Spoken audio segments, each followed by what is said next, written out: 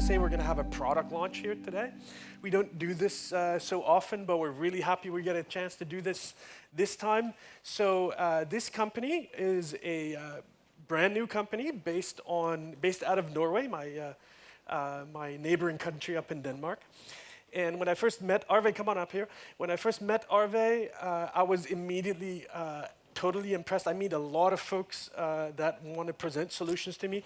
But when I met, welcome Arve. When I first met Arve, I was immediately totally impressed that this guy really knows what he's talking about. So they have a fantastic product and they're going to present it now. This is WIO. Arve, please go ahead and tell us what you've invented. All right? All right. Sure. Thank you.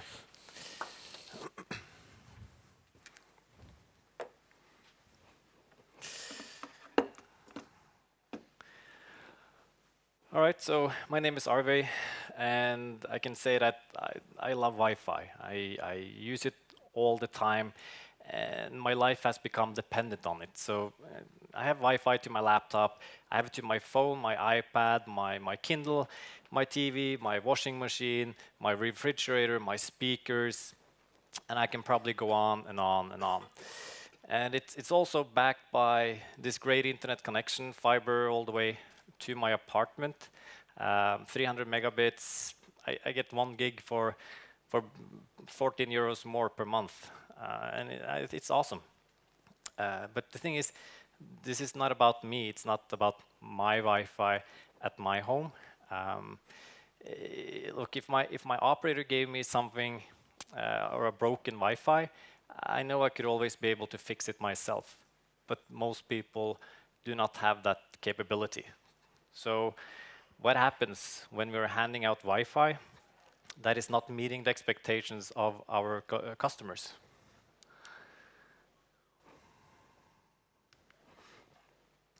So I've talked to many service providers at different places around the world, and I try to understand how they deliver their services, their challenges, and how they met them. So in one case, which kind of represents several, I asked how they deliver their internet access today to their consumers or to their customers, and they told me it's over fiber, and they were excited to tell that it was 100 meg to each subscriber. So how do you deliver this 100 megabits? And they say it's to the inside of the apartment, basically fiber all the way. And as most others, they have a CPE which they provide to their customers, which has a built-in Wi-Fi access point. So far, so good. I said, your customer must be happy. And I asked if they were getting any complaints. What I got was a textbook answer. Yeah, sorry. So we get a lot of calls because of the Wi-Fi. We tell them to use a cable and do a speed test. Does this seem familiar? I mean, this is kind of like the normal way for customer service agents to reply to customers calling, complaining about their Wi-Fi. So the CPE was not high-end due to cost factors. So they rather allowed, or should I say hoped for, that their customers to replace the equipment with something else if they wanted to. I then asked them how they felt about their competition and if they had anything to worry about there.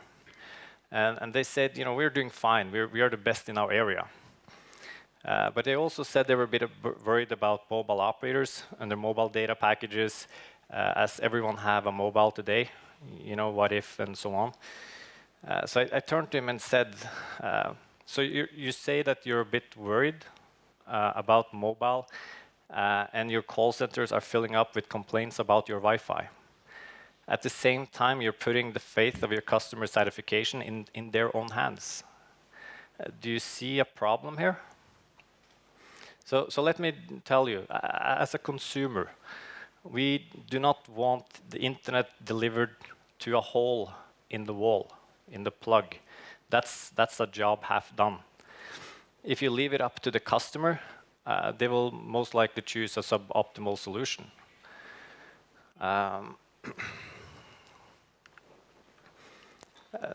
As mentioned, in 2016, Wi-Fi handled 52% of all the internet traffic in the world, and mobile did around 10%. that makes it 62% wireless. So, I mean, we are becoming a wireless population. This is how we want to consume our services. So I told him, people like things to be convenient. And people use their mobile phone for most of their daily internet stuff. Now you say that you're worried about mobile operators. At the same time, you give your customers a CPE with poor Wi-Fi where people call you up and complain. Then you should be worried. If the wireless you provide your customers is worse than what they get from the mobile operators inside their own home, measured entirely by how they experience it, then why should they keep you around for the future? And also, the higher the connection speed, the higher the expectations become. We also had, through this conversation, we found a lot of statistics which kind of is really bad. Like 70% of the support calls was related to Wi-Fi. So why is that? A lot of the CPs, they run really old software, dated kernels, making them less performant, less stable. They're easier to hack, and it also makes it much more worse to work with and to continuously improve. A lot of the CPs are also insecure. They don't have automatic updates. They're still stuck with the old kernels. I mean, we had a couple of incidents this month, and unfortunately, millions of these CPs will never ever be updated. So in their lifetime, and that will be a problem. So a lot of the CPs also have short range without the possibility to fix it properly. So you have poor radio coverage, you have no mesh, you have no roaming, you have no reach. And often you get a fraction of the speed that you are expecting. And this is quite annoying. A lot of the CPs, or most of the CPs, are also acting completely isolated, and they're not aware about their neighbors. And this is a lost opportunity in spectrum optimization possibilities. This also creates tons of challenges for the operator. You potentially have sunk cost when people do something with the equipment, like replacing it.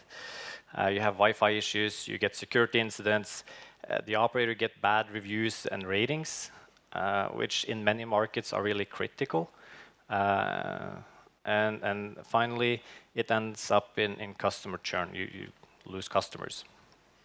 So what happens then? People remove their CP,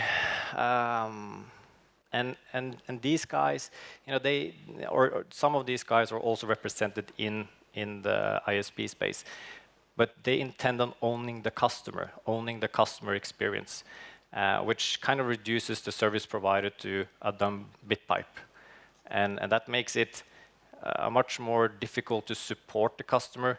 It makes it doing your IoT and smart home strategies challenging.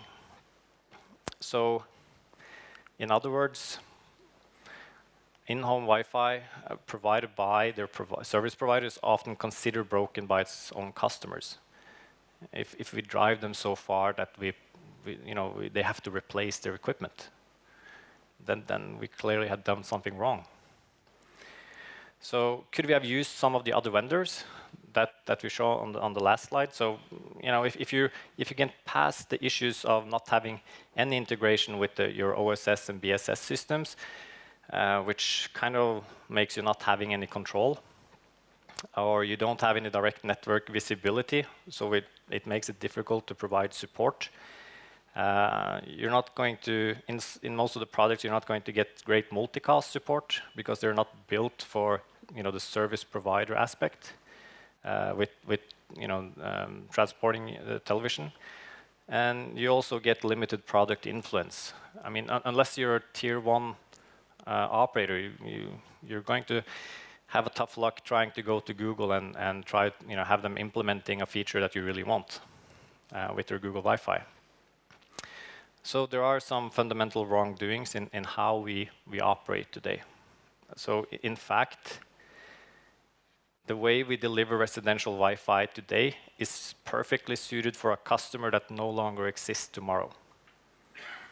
So basically, if we keep ignoring our customers' expectation, they will no longer be a customer because we failed them. And this is something that we realized when we sat down to build a platform from scratch. We wanted to build something which was working as autonomously that it possibly could. And this is what I can say, it's work in progress. It will take time to get to the point where it's almost like no hands. You don't have to touch anything. But we're making great progress. So it should be possible to complete this with less manual input. The customer should be able to help themselves figuring out what is wrong in the easiest way possible. And the service provider should only respond to issues where the quality of experience detected in an apartment is below a certain value.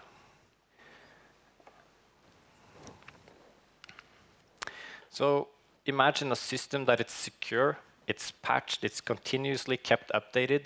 There's no manual patching, there's no lab tests, there's no more scheduled releases. That's our job. It also has amazing radio features. So we optimize the transmit power based on distance between the CPE and the device. There's, the shorter the distance, the lower power needed. There's no point sending packets through a couple of your neighbor's apartment if we can avoid that. It only adds to more noise on the same and the nearby channels. As for airtime fairness, so imagine driving on the road with a Formula One car, and you're going really fast, and then you pull up behind a truck. It's impossible to pass, so you have to wait until the truck has pulled off to its destination, and it's going to take a while. That's the basic definition of airtime, and basically trucks and Formula One cars needs to be managed differently so they don't slow each other down. It's the same with Wi-Fi and devices with varying signal strength and standard. Some move data fast and some slow. So we can also combine, so this building, it reused channels that are not in near proximity to each other. It allows to have a top-down channel allocation in apartment complexes. So based on what we physically know about the building and what we have measured from every CPE in the whole apartment building. We can also combine multiple technologies to participate in the optimization of the apartment complex. And in this case, we also include dynamic transmit power control. So basically everything we can do automatically to try to optimize the spectrum used in the apartment complex building. We also had to it's important that we provide good coverage to not only single housings, but also in apartments. And I think mesh and roaming needs little introduction. We can support any configuration from one hop to multi-hop, complex peer-to-peer mesh networks. If you want to use one 5 gig radio, two 5 gig radios, one 5, 160, one 2.4, you can combine it. And the really important matter is having great roaming capabilities. So you don't end up in sticky clients not wanting to roam to the nearby access point. So commonly we use something, the industry uses something called TR69 to manage the CPs, which is a service that requires to have an inbound connection to the CP on an HTTP protocol, doing outbound connections to the ACS. So we decided really early on that we didn't want to deal with the TR69 protocols directly on the CP. It didn't fit with our vision of autonomous CPs. So we opted for an ACS bridge that allows any operator that already have an ACS to communicate with WIO. And the ACS will assume it talks to the actual CPE, but it's really just talking to a microservice at our end. So all the data is already residing inside our platform, so we don't even have to query the device. So whatever the ACS is asking for, it will get immediately. We also took it a bit further. So if you use or want to use Wi-Fi Alliance Passpoint, we can authenticate SIM cards directly against the mobile operator system, so the HSS. There's no need for a third-party solution in between. We talk directly with the Diameter VX. Also imagine a system that protects your children while you're not paying attention. So if we feel it's important to protect devices in the home without having to install any agents or software on each one. Instead, we opted for a DNS-based service that can block unwanted sites. So in fact, we have 37 billion addresses in our database. We also focus a lot on integration possibilities. As a platform, I mean, if you have existing systems or you just need data from our platform, we provide several integration points. So you can have REST APIs, you can have Elasticsearch APIs to query all the data which is available from your installation. You have MQTT topics, which allows you to receive real-time events.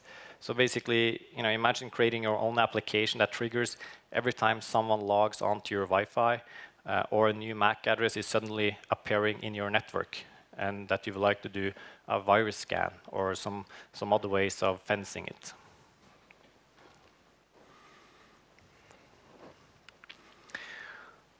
Being a service provider and maintaining tons of application is tedious, and for some, near impossible.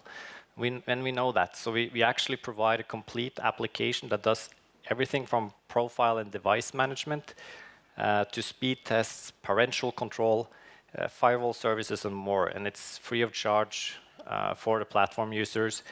We also give you the source code so you can modify it to your own needs, or you can help you do it. And basically, everything is delivered as a service. So there's nothing to install. There's, at your end, there's no need to update any software or buy third-party licenses. Everything is included in the service. Right. So, and this point, we want to help the service provider to reduce costs. So we know a lot of manufacturers. We've been talking to them for several years. We know a lot of chipset vendors, and what we really want is to bridge service providers directly with the manufacturers. That can manufacturers design working with WIO, and we don't have to be a middleman at all, and it reduces the capex. So you end up with CPEs that are costing quite less than what it costs through other channels. So that was a quick introduction to WIO. I could probably have said a lot of more things, but let's keep it at this. Very good. Arve, come on over. Arve, great to have you here, and thank you for the presentation. You have actually redesigned as a service, if you like, the entire Wi-Fi in-home experience from a service provider point of view. And the reason why I bring that up is that you are actually also still, I think, in fact, a service provider, which is the reason why you know what's going on and what the pain points are for service providers in Wi-Fi, right? Yeah, I mean, this platform all started from the fact that we couldn't really, we weren't really satisfied with the CPEs we had available in the market. We provided 1 gigabits per second to all our customers, and it was a black box that we couldn't do anything about. And we needed to really understand what's going on under the hood. How can we how can we make sure that our customers are protected and secure? How can we basically say that we approve this? This is a great product for your gigabit connection. Right. So out of that frustration, talking to many different vendors, trying to understand the industry, the chipset vendors, making a reference platforms, manufacturing, taking the reference platforms, making small modifications, and shipping them out because it's a volume industry. It all made us decide that we have to do some fundamental change on the software that runs on the CP, and then it kind of shifted to moving most of the functionality to our cloud. So you're offering this as a service, but if you're a service provider interested in this, it is really, in some ways, starting from scratch because the legacy would have to be gone, right? But on the other hand, you get the complete suite or not. Right. So if you have an ACS, so we also figure out that if we come to a service provider and we say, here's an amazing platform, just replace your ACS, which your entire customer service system is based on. Then you have to retrain, you have to do integrations. It's a huge forklift. So rather we integrate with the ACS, so you can still continue to use it. It's a transition to the platform if you choose to do so. But it kind of allows you to get going with WIO as easily as adding another CP. Because all of the features in WIO is available through TR69 commands. I also actually think that people need a little bit of time to get their head around how much is actually included in this product, because you obviously touched on it, but it's really comprehensive, including obviously with the software, the app included, and all the management. Any questions for Arve? Arve, it's great that you're here. We really thank you for coming through and supporting us. And I also want to say Arve is going to be here with his team, I think, all week, right? So you get a chance to meet him. There's some really, really good stuff in here. All right. Thank you, Arve. Take care. Thanks so much.